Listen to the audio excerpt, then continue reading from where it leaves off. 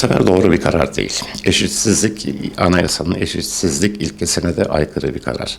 Ben bu kararı tüketiciler adına kabul edilir tarafı yok. Cumhurbaşkanımız kendi yetkilerini, anayasal yetkilerini kullandı dendi. Ama bu oran artışlarıyla anayasada Cumhurbaşkanlarının da böyle bir yetkisinin olmadığını biliyoruz. Böyle bir yetkiyi çok abartılı kullanmıştır. Yetkisi olmadığı halde kullanmıştır.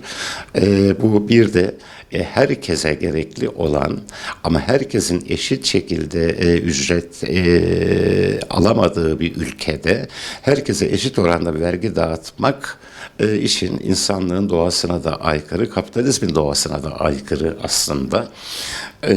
Bu durumun herhalde Anayasa Mahkemesi'nden dönüşünü bekliyoruz. Yani bir süreç alacak ama iptal edilmesini talep ediyoruz. Yani hep beraber görüyoruz ama KDV'de bütün ülkelerde KDV temel ihtiyaç ürünlerinde sıfıra indirmeye kalırken Türkiye'de de aksine %8'lik KDV'lerin %10'lara, 18'liklerin 20'lere yaptığında devletin bir para toplama mekanizması bu.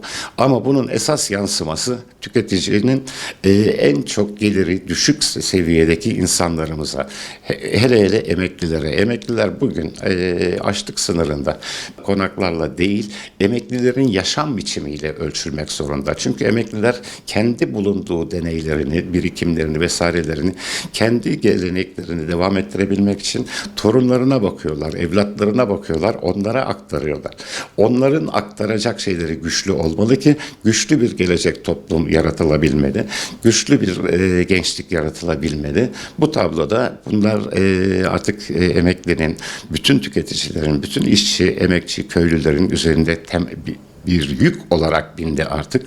Bu yükün acilen kaldırılması, hatta temel gıda ürünlerinden bunun sıfıra indirilmesi gerekmektedir diye düşünüyorum.